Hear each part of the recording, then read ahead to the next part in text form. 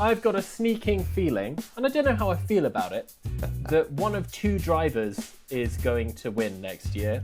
Either way, I'm a very happy man. Hello and welcome to Manual Override, the show where we deploy our opinions on all the latest juicy gossip, rumours and news from the paddock of our favourite sport, Formula One. I'm Will. I am Tom. And we've got a few exciting things to talk about, Tom. We do indeed. For example, is Aston Martin going to surprise everyone? And does that mean these two drivers could dominate the 2026 season? We'll also be talking about car launches, testing, what to expect and dates for your diaries. And we've got a fun little ongoing segment we're going to start, which we'll tell you more about later. Yes, and a couple of very juicy rumours later on. I think we get straight into it. I think we start with Aston Martin surprising everyone out the gates. Yeah, so this is the news that it sounds like we might not be able to rule out Aston Martin for 2026 after all. We've kind of ruled everyone else out that didn't have a Red Bull or Mercedes engine, but Aston Martin have come out big with a fuel advantage, it seems. Yes, so there's a rumour going around that Aramco, who are providing the fuel for Aston Martin, and as we know, in 2026 everyone is moving to fully sustainable fuels, and it sounds like there's going to be a bit of a difference across the teams, but the rumour is that Aramco's fuel is going to be the strongest of the bunch and may even make up the expected 0.4 gap that the Mercedes engine has on the rest of the field. It's certainly an exciting bit of information we've been given. It brings another team back into it. When I say another team, I mean Alonso. I was going to say, could this be Lance Stroll's year, finally? No. I think with Aston, you'll have a similar situation as Red Bull. You'll have sort of one driver who's consistent and one that's not so much. It might be a little bit unfair on Lance. He's had some good races. He's performed well. It's just his consistency and his sort of attitude towards the sport that I think, might be a slight issue and put Alonso slightly ahead of him. But it's exciting. Let's see where they come out. He does seem to perform well, like in extremis. So on tracks where weird weather happens and half the field gets knocked out, and in extreme situations he pulls out these surprising performances, and then most of the time we're vaguely disappointed by him. Yeah, driving into gravel deliberately to get out of gravel. Sometimes you just don't want to drive an F1 car. Sure. I don't know why, but sure. So what this fuel advantage could mean is that Fernando Alonso's third championship hopes are back on. As we joke about Lance Stroll, but as you say, I think Alonso is the key winner here, if that's true. Yeah, I mean, I think... hello? For the benefit of the tape, Tom's light just died. Yeah, I think within Aston Martin, we definitely know there are different inner workings going on with the drivers. We know, obviously, that Lawrence Stroll owns the teams. There's always this sort of underlying rumour or people questioning if the team are overly supported to Lance. As Brundle always says, Alonso is a wily old fox, and I think he knows what he's doing. He wouldn't have joined that team if he wasn't sure he could get his third there. Yeah, although I'd argue maybe some of his past career moves might say otherwise. But, here's hoping. I think, for me, if this is true, and the fuel advantage is enough to close the gap to Mercedes and Red Bull, that can only be a good thing, because we're not talking about Aston running away with it, although there are some people who think they will. We're talking about just another team competing at the front, which can only be a good thing from a spectator point of view, right? Yeah, and a championship point of view. If there's another team up in that top 10 taking points away from other people, it'll only make it tighter. There's only one person who benefits. Exactly. So, for God's sake, we've not got onto that story yet. No, but it's a good lead in. It's a good lead in. That brings us to our next story, which is, to be honest, Tom, I've got a sneaking feeling, and I don't know how I feel about it, that one of two drivers is going to win next year. If you're right, between the two that we're going to mention in a second, either way, I'm a very happy man. So this is our speculation that either Max Verstappen or Fernando Alonso could dominate the 2026 season, or the fight between them could. Yes. like I say, we've spoken before this episode about how these new cars are much harder to drive and there's a lot more for the drivers to do, which I think will only benefit drivers like Alonso and Verstappen, who like high IQ drivers and have that higher mental capacity. We know Alonso's the last few seasons been driving around and looking at screens and commentating the race for us. Yeah. It's been a bit of a meme thrown around about this whole high IQ drivers, and people are talking about this.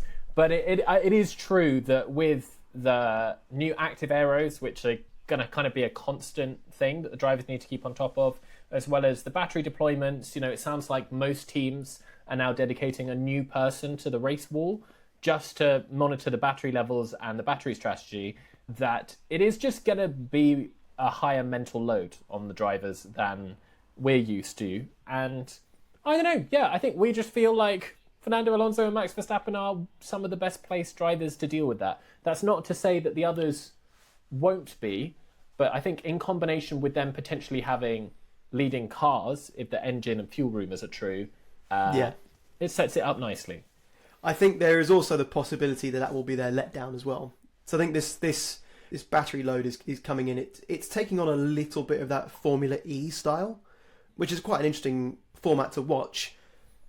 But because of that, a lot of the drivers in Formula E especially, the radio messages are a lot more frustrated. The drivers get so much more agitated because there's things outside of their control.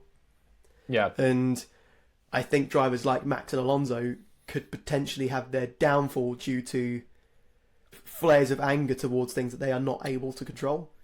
Whereas drivers like Carlos Sainz, who's in a Williams with a Mercedes engine, with a cooler head on him, it could be that he's a good driver. We've seen him do some fantastic races for Ferrari. He did brilliantly in the Williams. So, especially towards the end of last season. Yeah. I think there's room for drivers to take advantage of their coolness as well with these new regs. Well, talking of cool drivers, then there's one more name probably worth throwing into the mix if he can find some more consistency, which is what he lacked this year, and that's Oscar Piastri, of course. Of course. I think, again, if any of those drivers won, Max, Alonso, Piastri, Sainz, I'm a happy man. I mean, if it ends up being a Max versus Alonso season, I think I'll end up rooting for Alonso. It's so interesting. Like, I am a Max Verstappen fan, but Alonso's the better story, right? It is. And I think at the heart of it, whilst you and I are both Verstappen fans, we're both McLaren fans, we're both Williams fans, we love Sainz, we love Albon. I think at the heart of it, we're just fans of racing. And I would love to see Alonso win his third and sort of go out in glory and be like, I did it. We love a good storyline as well, as you can probably tell based on the content of our show. Should we talk about the next thing? Next thing we wanted to touch on was some dates for your diary. We are getting close to testing. Before that, we've got some car launches. Some of them are happening after testing as well. Not quite sure how that works, I guess, because it's behind closed doors. It doesn't matter so much. So it's not racing yet, but it is still something to whet our appetite. It's something we'll hold on to it. Just to whiz through these, the car launches, first of all, Red Bull and VCarb, or I guess they're Racing Bulls now. Racing Bulls are going to be on January the 15th, which is next week. And then we have Haas on the 19th, Audi on the 20th, Mercedes on the 22nd, Ferrari and Alpine on the 23rd. A little bit of a rivalry there. Then we have Williams on February the 3rd, Cadillac on February the 8th, which I think, as you astutely pointed out, is during the Super Bowl. During Super Bowl. And then Aston Martin on February the 9th. And that's everyone. That's every team, and no team is missing. No one has not announced when they might be launching their car. What happened to McLaren? They won and they thought, that's it for us, we'll just sack it off. Yeah, do you think they've forgotten to build a car? I think they were so focused on celebrating that they just forgot. Yeah, I think they're still looking for Zach. So naturally, with the rumour mill desperately looking for things to talk about in the off-season, everyone has raised a little bit of an eyebrow at the fact that the first teams are launching their car next week and McLaren still hasn't even got a date for a launch. But it's probably fine. I mean, it will be fine.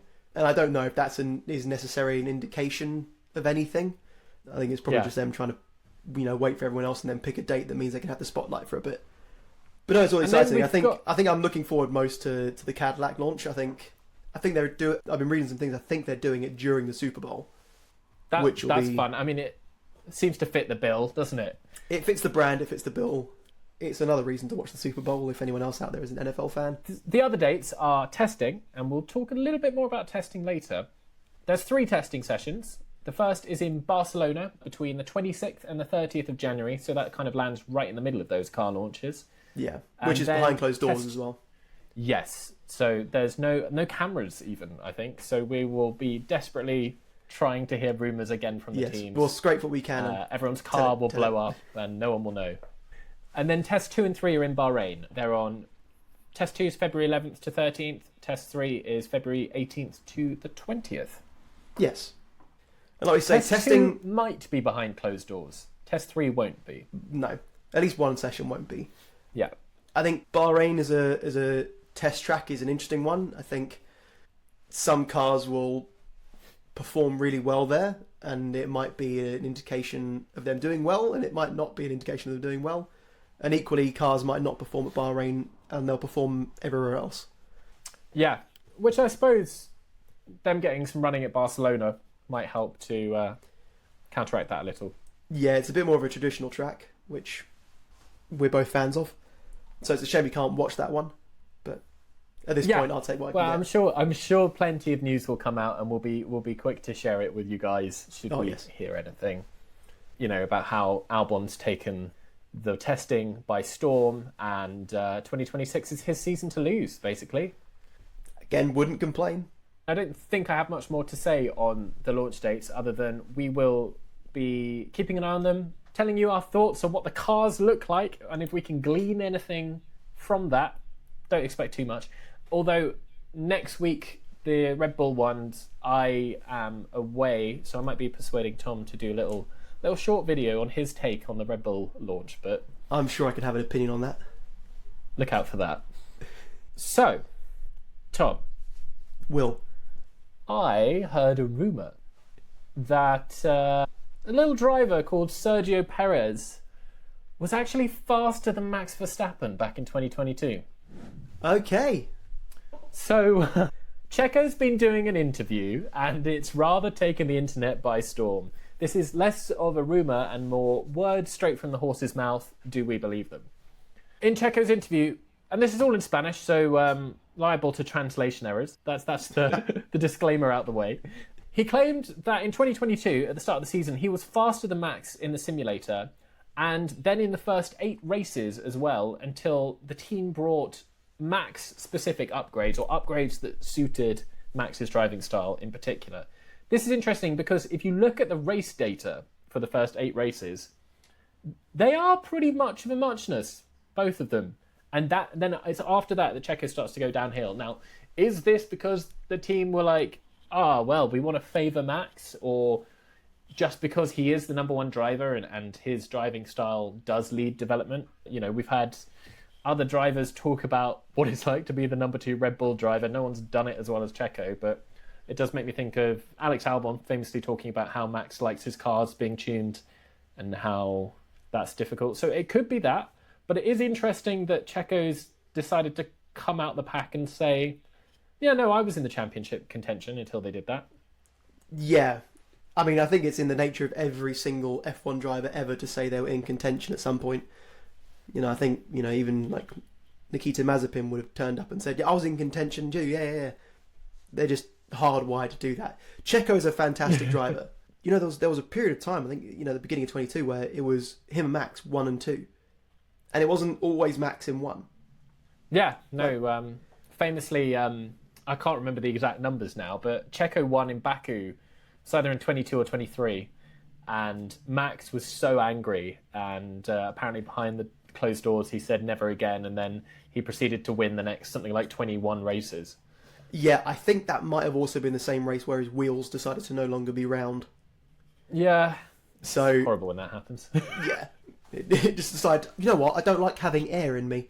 Yeah. Who does? Exactly. You know, is Max a hard racer on track and behind the scenes? Absolutely. Do I think Red Bull are bringing Max specific upgrades? Maybe in not so few words. Like, they are probably tuning the car to their, you know, after a few races, their lead driver. And as Albon has said in the past, Max does like the front end quite pointy. Yeah. Which is, by all accounts, from every other driver that's driven that car, difficult to drive. But I think that's more of a tuning thing. Like, I'm not really sure what a Max upgrade is. Me neither. I think I like Checo. I don't think he's one to go out of his way to lie or badmouth people. Well, so there must be... He did say something else. Okay. A little bit of spice floating around. He said, I've got the quote here, and again, this is translated, but he said, about Max, I think the bad thing is also his character when things turn against him. He really struggles to deal with it, and he pointed to 2025 Barcelona as an example, which kind of lines up with some things George Russell has said about Max.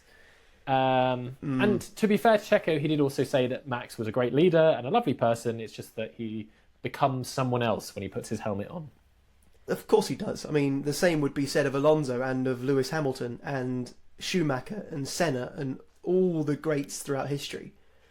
I think as soon as they put that helmet on, they're world champions. They're not your mate.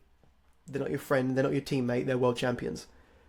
And I think that might be an indication as to why Checo isn't one.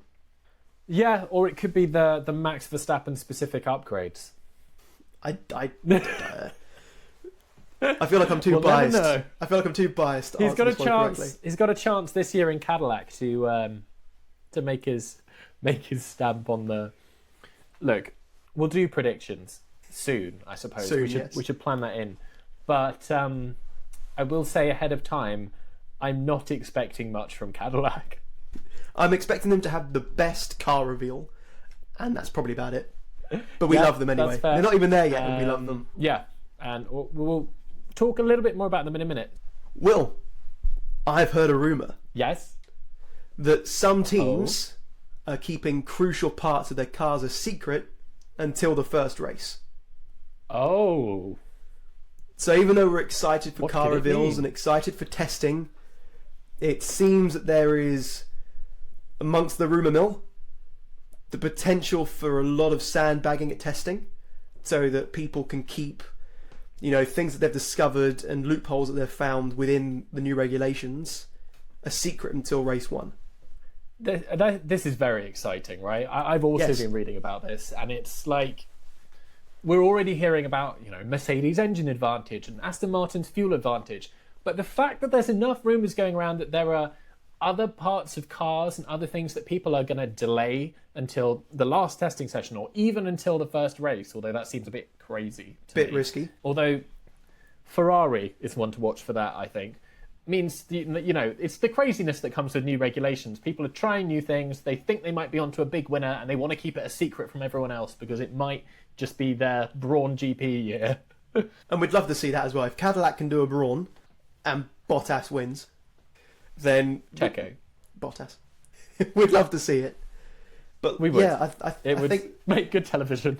yes, it would. But I think it means that there are, you know, even though we'll bring lots of news and excitement throughout testing, throughout car reveals, and our thoughts on liveries and designs and all that sort of stuff, until these cars get on track in that first race, and even, you know, the first 2 or 3 when we start to get a few different types of tracks in there, will we really start or to 8 see? if you're Ferrari. Or 8 if you're Checo, according to him. Well, yeah. Then we'll start to see, you know, what these regulations and these teams back at the design teams have been able to do. Because I think it's easy to forget that, you know, even though there's 22 drivers in these cars, and you've got team principals peacocking their way down the F1 grid, there are hundreds of people back at HQ building these cars, and it'll be interesting to see what they've done that could give their teams an edge. Absolutely. I am quite interested to see what happens with Ferrari. You know, we joke, but it does sound like, again, this could all be speculation. I've heard they're bringing basically 3 different cars to each of the 3 testing sessions and then to Australia to test different things, which is, I don't know, maybe Ferrari will pull it all together and... Maybe. It does sound like they're basically Frankensteining the car together at the last minute. Yeah, it does. They are quietly confident about their fuel situation as well, so that might help them out. But yeah, it's but the real question about Ferrari. This in the last episode. The real question about Ferrari is, who is going to build a better Ferrari this year? Ferrari or me out of Lego? Oh my god! Let's see it. I mean, it is absolutely ridiculous. Amazing. I didn't quite realise how big they were, but it's pretty cool. So well done, Lego. How long did it take you to build? 3 evenings, so it wasn't too bad. Okay, it's very cool. It is very cool. I've got the Red Bull to do as well. Share a picture of them on our Instagram. Oh, I'll send it to you. Yeah. Which brings us on to one last thing that I wanted to talk about. Something to look forward to for the season is we've decided to do a new segment which we're going to be calling the Cadillac Cup. You might have noticed from the last couple of episodes of this that Tom and I are favouring different drivers in Cadillac. You might have also noticed that we don't have massively high expectations for their performance, so we thought it could be fun to keep tally on which driver finishes ahead in qualifying and the races between the 2 of them, and we'll each have a driver for ourselves. So I'll have Checo, Tom's going to have Bottas. Bottas all the way, baby. We'll see who wins. I'm back in the mullet. I'm just doing it. Not finalised yet, but it'll be something like 1 point for the driver that finishes ahead in qualifying and maybe 2 points if they finish ahead in a race. And I don't know about sprints. We'll work it out. But I will say, I'm pretty confident on Checo's chances for Australia. Yes, I will give you him. I will give you that Checo may have the advantage in Australia due to the fact that Bottas still has a five place grid penalty from a race in 22? No, 24. 24. It was Abu Dhabi 2024. Oh yeah, 24. Yeah. I don't know if you remember, he crashed with Kevin Magnussen and never served his 5 place grid penalty, so he will have to now. Which is fine, but I think as we are unsure about Cadillac's performance at the moment, it could be that his 5 place grid penalty is from 21st to 22nd. Oh, or 22nd or something. Yeah, that's a good point. It might actually be great for him. Yeah, so just get out of the way early doors. Yeah. Oh. But okay. That'll be a fun one to watch to see which of those 2 outperform the other. Everyone's saying it's the team of second drivers who's going to be the first driver out of 2 second drivers. Yeah. I'm really excited. I do love both of those drivers. It's just Checo has the edge for me. We should make a little Cadillac Cup graphic for this segment. We'll get onto it. Cool. So, I guess any kind of final takes? At the moment, I would say next week Will's not around, so content may be a bit slower. But as and when things drip in, I'll try and throw things onto our socials, which are stuff out. Which you can see, which you can find on TikTok or Instagram, just at Manual Override F1. Facebook as well. We can like, subscribe, comment, hit the notification bell on YouTube so you can see all the content that we bring out and get notified when we do more. Yeah, that'd be fantastic. One last thought from me, which I don't know if anyone's really talked too much about in detail. It's just an assumed thing, but it's I'm just very excited that there are going to be 22 cars on the grid rather than 20. I think more chances for chaos. Yes. Well, it's more back markers for Max. Or Alonso. Or Albon. We'll hang on, why is he clearing them? Like, is he starting from the... Did he qualify badly again? Or what's this analogy? No, it's just Max when he goes around and laps them all, he's got to get 3 more back markers. Blue flags, yeah. Also, cool. That's a hot take. We should get rid of blue flags. What, just in general? In F1. What, no. Yeah, thank you. I think, having back markers and blue flags removes that element of having to work your way through a pack and strategically slowing down the race and not just running away with it. But it also stops teams like Red Bull, who have a second slower team, from just using that team to slow down the winner. Yeah, that's fun though, isn't it? Well, it depends. What do you think? Do you think F1 should get rid of blue flags? Let us know in the comments. Otherwise, as Tom said, make sure to like, share, subscribe, do all the good stuff. Help us reach a wider audience. We really enjoy chatting about our favourite sport and having the chance to do this. So thank you so much for watching, and we will see you next time.